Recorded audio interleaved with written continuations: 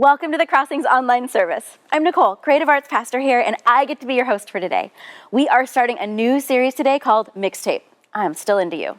It is a 4-part series on the promises that will make your relationship awesome. We've got all kinds of good stuff planned for you. There's a new Spotify playlist full of the best love songs, so go check it out. The link is in the description, and we are looking for new ideas to add to it. So tell us, what's your favorite love song?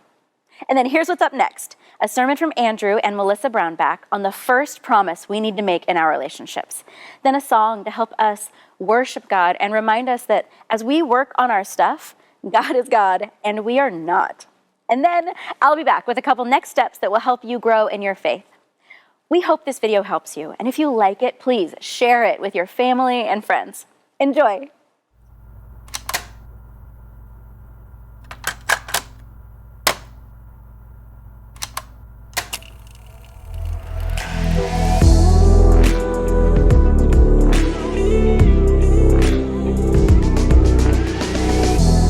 Well, welcome everyone. My name is Andrew. I'm the lead pastor here at The Crossing, and today I get the privilege to introduce you to my wonderful, amazing, beautiful, brilliant wife, Melissa. Happy Valentine's Day weekend, everyone. I'm so excited to be here with you.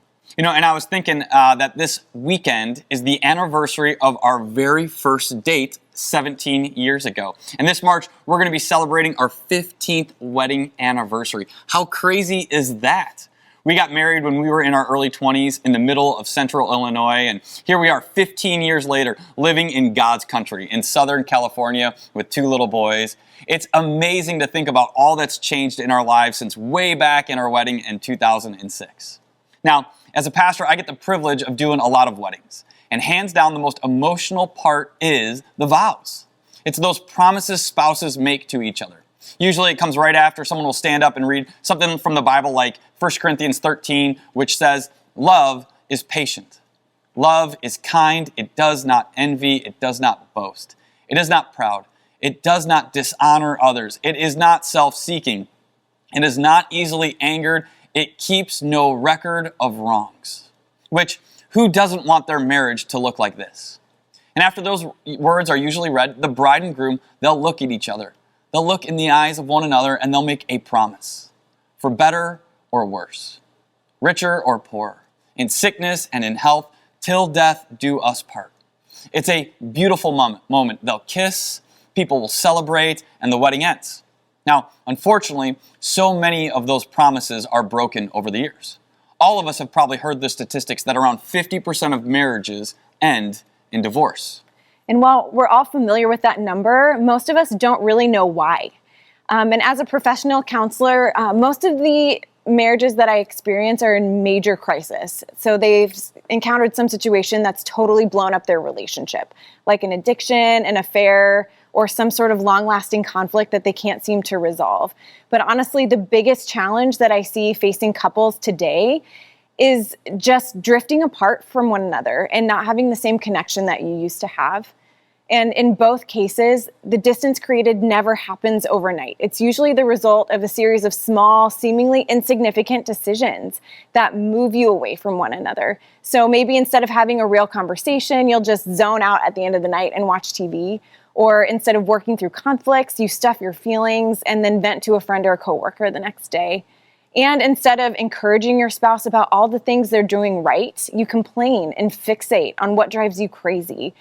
And let's be honest, this past year has not made marriage any easier. The data is actually still being compiled. According to the BBC and Psychology Today, there has been a 30% increase in people filing for divorce in 2020 compared to 2019. And with a large percentage of that increase coming from couples who have only been married 5 years or less. So today, we're kicking off a series called Mixtape. Now, how many of you have ever made a mixtape for someone else? Write me in the comments right now, because I know I sure have. You know, I remember the first mixtape I made for you, Melissa. I spent hours making sure it had all of the best bands, all of our favorites, like Jimmy Eat World, REM, U2, and probably my personal favorite, the old 97s. I put countless hours into picking the right songs and putting them in the perfect order. I put my heart and soul into that little CD. And today, this series is about how do we put that same kind of effort into our relationships today. This series is based on a book called Marriage on the Rock, and it was adapted by a pastor by the name of Craig Groeschel. So both the book and that pastor were incredibly helpful for this week and for our whole series. And here's who this series is for. If you're married and you are deliriously happy, that's awesome. And we want to help you continue to build on that foundation. Or if your marriage is struggling, this series is going to provide you some hope for you in this season. If you're single and one day want to be married, or if you're divorced and one day want to be remarried, this series is for you, and you need to be here all 4 weeks watching with us. And finally, this series is for you if you have absolutely no desire to ever get married. But if you have friends and family who are married, this series is for you, because I promise that there is going to come a day when your friend or family member, they're going to give you a call or want to sit down for coffee, and they're going to want to talk about their struggling marriage. And you're going to remember back to this series, and you're going to be able to provide some sound, helpful advice, and you're going to sound like a relationship expert as you walk them through the season they're in. So whatever your situation today, this series is going to give you some very tangible, practical advice, and you're going to want to be here each week with us. And here's my hope. My hope and my prayer is that this series is really, the foundation of it comes from 1 Thessalonians 5:11, which says this. It says, "Therefore, encourage one another and build each other up." You see, my hope, my prayer is that this would be an encouragement and you would build each other up. I want that for you and for your relationships. And I believe that there are some promises that we can make today that will encourage and build us up. So today, we're going to start our series talking about the promise of priority. How do we keep our spouse as a priority in our marriage? Now, most of us, we probably grew up believing that somewhere out there for us was the one. You know what I'm talking about, don't you? You know, that perfect person, the one who lights up a room when they walk in, the one with the perfect smile, the one who really gets you. Even the movies we grew up watching, they taught us this. This is an old one, but anyone remember the movie Jerry Maguire? Yeah, there's 2 famous lines in that. If you're quick, you can write them in the comments. The 2 most famous lines from Jerry Maguire are this: "Show me the money," and then the second one is "You complete me." Or I think of all of the Disney princess movies that I grew up watching over and over. They all have the same plot, right? So the couple meets, they face some sort of obstacle that they eventually overcome together, and then the movie ends with the beginning of their relationship, and we never get to see the rest. And so it just puts this myth out there that once you find the one, then you will live happily ever after. And while both of these ideas, they sound great, but they put so much pressure on a relationship. So first, it says that you need to find the perfect person, the one. And then second, once you find the one, then we should have this relationship that is completely without struggle or hardship. And that if love is really true love, that it should always be easy and effortless. But it really doesn't take long to find out that real relationships are not like that. Real couples argue. Real couples struggle with their finances. And while entering parenthood is great in so many ways, it's also really hard. It divides our attention and makes focusing on our marriages even harder. And slowly but surely, one small decision at a time, we start to drift apart.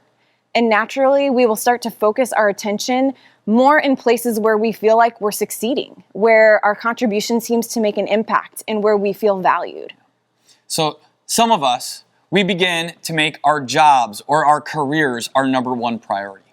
Because there, you can find success. You can find that sense that you're winning. You know, you put in a few extra hours and your boss notices and gives you a raise. Or you rise to middle or upper management and people start to look to you and ask you for advice, or they start laughing at all your jokes and you get that ego boost, that affirmation that you think you're looking for. Now, none of us would ever say that work or our career is our number one priority, but we do say things like, well, I'm just trying to get ahead. Or, well, you know, I'm doing this for my family because Orange County is so expensive. But deep down, what's happening to us is our top priority has become our career. Or for others of us, when our marriage becomes hard, we increase our focus and attention and make our top priority the kids. There's this relatively new concept called Childcentric Homes. These are homes where everything revolves around the kids, their extracurricular activities, their hobbies, their relationships, which on the surface sounds very sacrificial and noble of parents to give up their own wants and their own needs for their kids. But the reality is, this is a huge mistake, and here's why. Kids are a temporary assignment. Children are going to be in your home for 18 or 19 years. Unless I guess you have a millennial, then probably closer they'll be at home for 30 or 35 years. But eventually, kids will leave your home. Ephesians 5:31 says this. It says, "For this reason, a man will leave his father and mother and be united to his wife, and the two will become one flesh." Now back then, kids would usually only leave their house to get married. Today, kids leave for all sorts of different reasons. To get married, or to go to college, or get a job in a new city, or to live with a friend. But whatever it is, the reality is still true today. Your child will eventually leave your home. And while that day comes, and it may be a wake-up call to you because the very next day, you wake up and you may be looking at a complete stranger, wondering what happened to the person you fell in love with all those years ago. In fact, if you want to give your children a real gift, model a strong marriage. Give them an example of what it looks like to love and serve your spouse through good times and bad. Now, one more place people usually turn when marriage gets difficult. A lot of times when marriages struggle, people start having the same fights day in and day out, and you don't think your spouse is changing, and they don't seem to appreciate you. It's so easy for us to begin to tell ourselves, well, maybe I picked the wrong one. Maybe if I could just find the one, someone who understands me, someone who listens to me, someone who's willing to clean up their mess from time to time, or someone with a better job, that's the one I need. In fact, I bet you probably know someone who has gone from relationship to relationship because they are looking for the perfect one. And so we go through life on this endless loop, looking out there for someone or something that will complete us, that will fulfill us. And it isn't our kids, and it isn't our work, it isn't our spouse, or even a new spouse. Really, the problem is it's not that we have chosen the wrong person, it's because we have disordered priorities. And as we've talked about, the way that our culture fuels these unrealistic expectations for what a romantic partnership is supposed to be like, it's based on one primary false belief that an imperfect, flawed human being can provide us with what only God can. And your spouse can do a lot of things. They can look nice and smell nice. They can help you out with household responsibilities. They can partner with you in raising a family. And they can even be your biggest supporter and cheer you on as you pursue your hopes and dreams. But your spouse cannot provide your worth. You are worthy, not because of your marital status or any other role that you fill in your life. Our worth is ultimately determined by Jesus, who chose us, died for us, and has offered us the opportunity to live for him. And because of this, our life has immense value. So one thing that happens in our marriage a lot is that I want to have this really deep, heartfelt conversation with Andrew at the absolute worst time. So imagine him coming home from a really long day of work meetings followed by a church event, and he's coming in with bag and coffee cup and arms full. And then I'll, meet him at the door with a really simple question what do you think should be our family mission statement? I've been thinking about this all day. And then he'll say, I don't really have the time or bandwidth to talk about that right now. And early in our marriage, these interactions used to really hurt my feelings because it was so easy for me to think in that moment that he was rejecting me. And then I would think Andrew just doesn't really value me. But one of the things I've come to learn over the years is that I married a human person with limitations. And sometimes that means because he's a person, he can't show up for me in the ways that I'd hoped 100% of the time. And when this happens, I've had to learn, what does it look like to cling to the truth that I still have value, regardless of how my marriage is going? And I've had to learn what the Bible says about who I am, and that I'm valuable because Jesus chose me and died for me and has given me access to his forgiveness and a new life.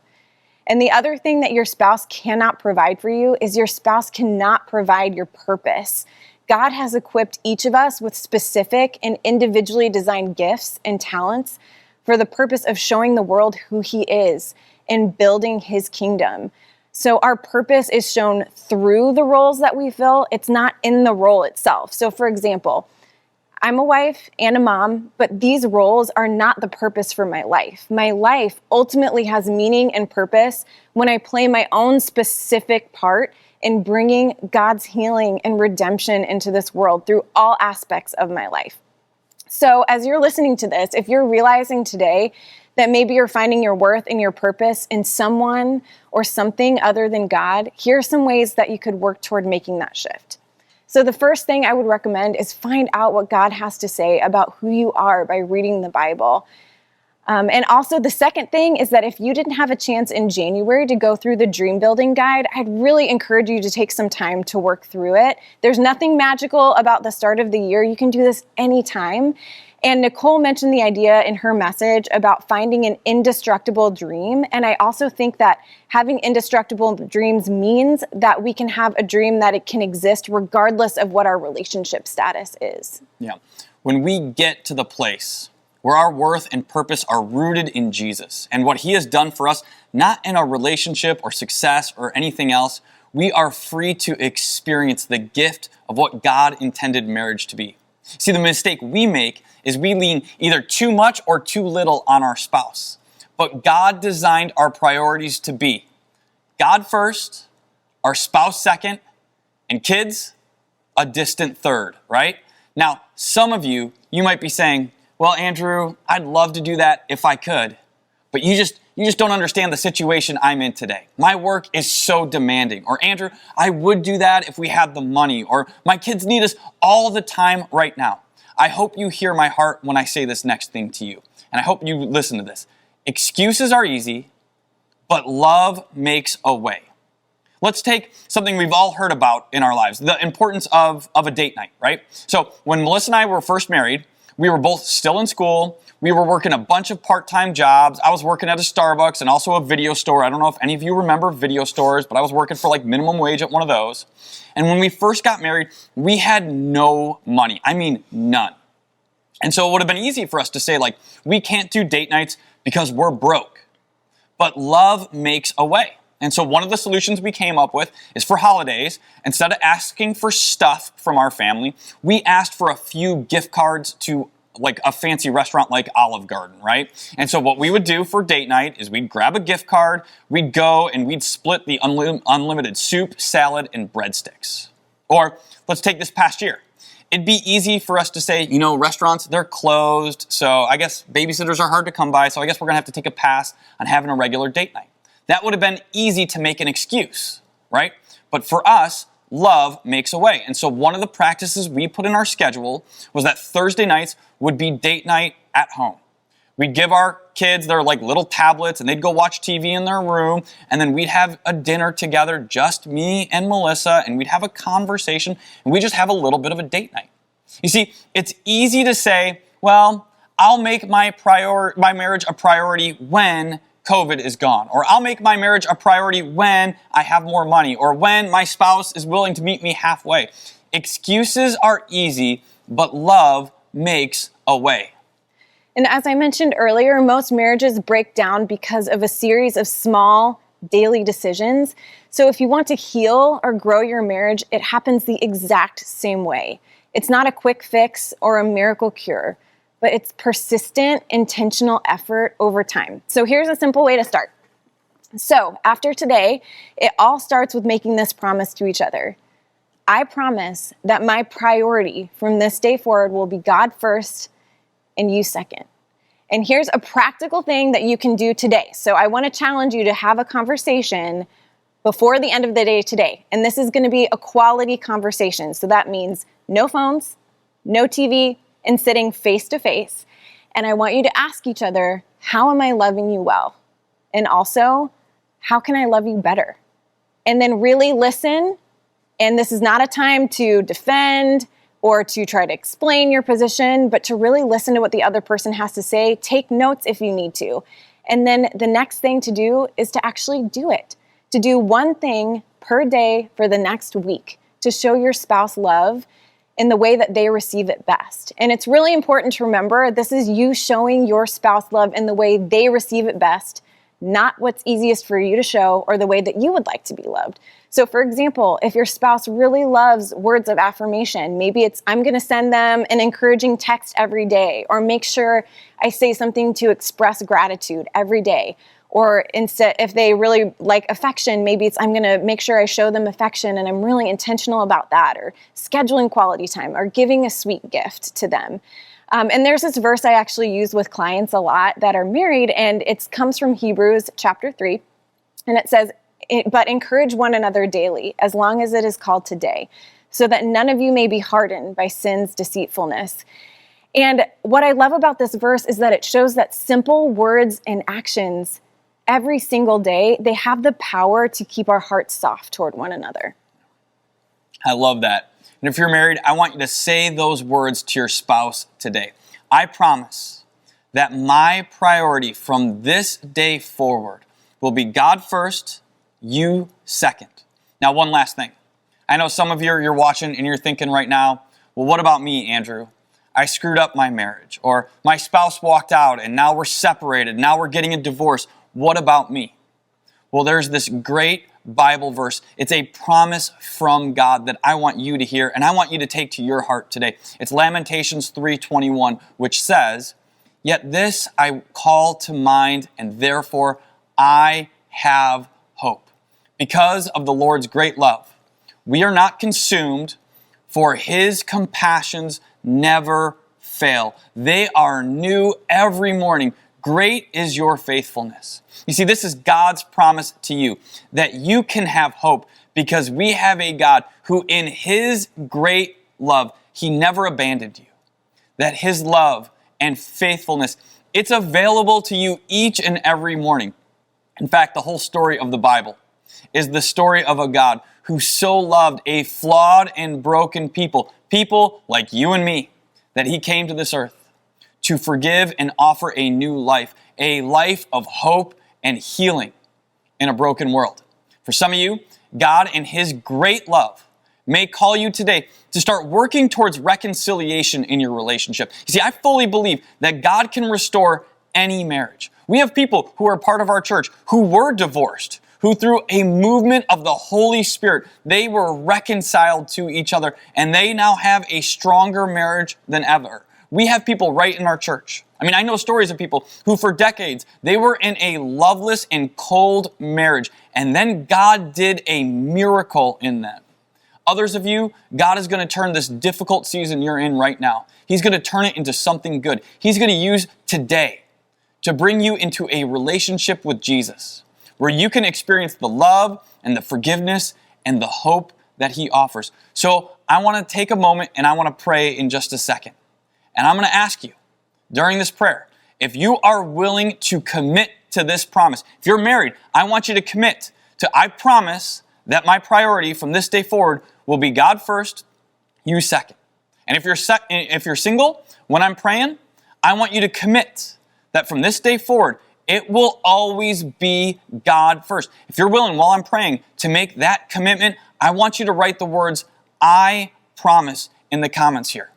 And then today, if you're in a place where you want to receive the promise of God's love, his faithfulness and forgiveness for you for the very first time in your life, I want you to write these words, I receive your promise. And so I'm going to pray, and then the band is going to play this song over us. So let's pray and let's make these commitments together. So God, we come before you, and we thank you because you are a God that forgives, and every single one of us has made mistakes. Every single one of us has screwed up. And so today, God, we respond to your love and your commitment to us with a promise of our own. God, we promise that from today, it'll be you first. And if that's you and you're willing to pray this prayer, that you are going to say, God first, my spouse second, respond with that in the comments. Because today could be the day God does an amazing work in your marriage. And then I know that for some of us, we're in a place of hurting and pain, and maybe that's what drew us to this service online today. And maybe today we're ready to commit for the very first time to experience your love and forgiveness, God. If that's you, I want you to write right now in the comments, just, I receive that promise. Because you are a good and gracious God, and we want to celebrate that with you. But wherever we find ourselves today, God, we love you, and we give you this time. God, work and bring healing and hope and strength to each and every one of our marriages. We pray this in your Son's name. Amen.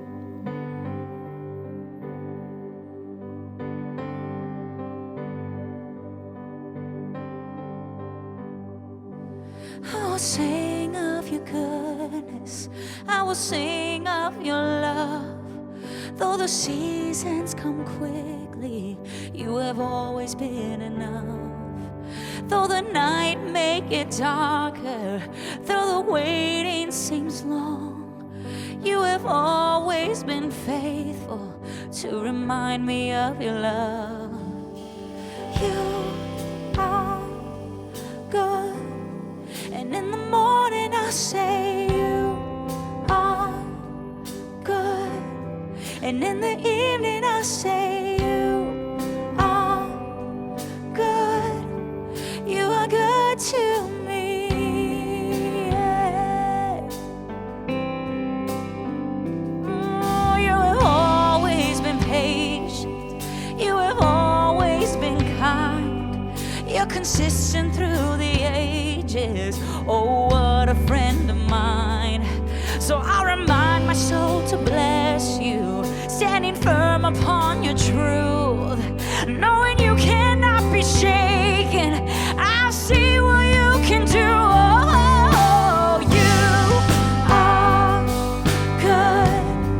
In the morning I'll say you are good. In the evening I'll say you are good. You are good to me. Yes, you are, you are. You are good. In the morning I'll say you are good. In the evening I'll say you are good. You are good to me. Yes. You keep on getting better. You keep on getting better. You keep on getting better. You keep on getting better. You keep on getting better. You keep on getting better. You keep on getting better. You keep on getting better. Oh, you keep on getting better. You keep on getting better. Yes. You keep on getting better. You keep on getting better. You keep on, keep on. You keep on getting better. You keep on getting better. Oh, yes, you do, Lord. You keep on getting better. You keep on getting better. Oh, you keep on getting better. You keep on getting better. Hey. You keep on getting better. You keep on getting better. So good, yeah.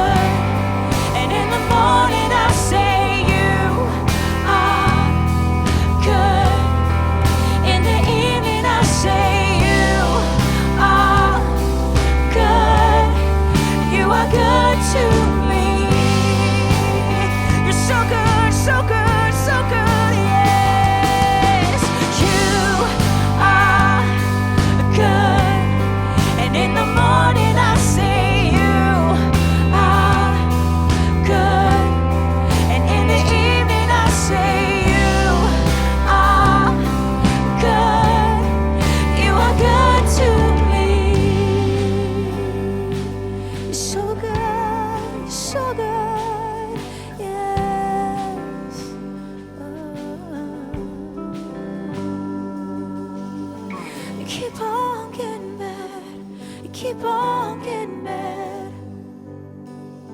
You keep on getting better. You keep on getting better. You keep on getting better. Keep on getting better.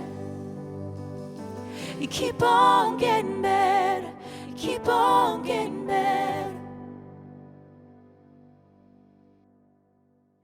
Hello again, I'm Nicole. Thanks for being with us today. Ready for some great tips on how to experience the life-changing ways of Jesus? Here we go. In your life of faith, being baptized is an important step. We are planning baptism celebrations each month. If you've never been baptized and are ready or want to know more about it, email info@thecrossing.com. Everyone who is part of The Crossing, online and in person, should check out Growth Track. It's a self-paced experience on our website where you can get to know The Crossing, yourself, and God. It's ready and waiting for you at thecrossing.com/growthtrack. You know, at The Crossing, there are so many good ways to volunteer, online, on campus, and in our city. If you're not volunteering a couple hours a month, you are missing out. Email us today, info@thecrossing, and we will send you more info so you can volunteer in a way that lines up with your interests and is really fulfilling for you. God calls us to regularly give away some of what we have, both our time as we volunteer and also our resources. Thank you to those of you who choose to donate to The Crossing. Your donations make a huge difference as people's lives change both spiritually and physically through the work of The Crossing Church. Please consider setting up regular giving in 2021 so that we can help more people and see more lives change for the better. You can give once or set up recurring giving on our website or on our app, and every donation makes a difference. Now, don't miss a single week of this series, Mixtape. This is just week 1. Go check out the playlist on Spotify, send it to your person. These videos premiere Saturdays at 5:30 and are available anytime on our website, thecrossing.com, or our YouTube channel or our Facebook page. You can even join us on campus sometimes, The Crossing, Sundays at 9:15 and 11:15. And if you're getting together with a couple people now, why not invite them to come over, have some food, and watch these videos together? This is the perfect series to share with the people you care about. Thanks for being with us. We will see you soon.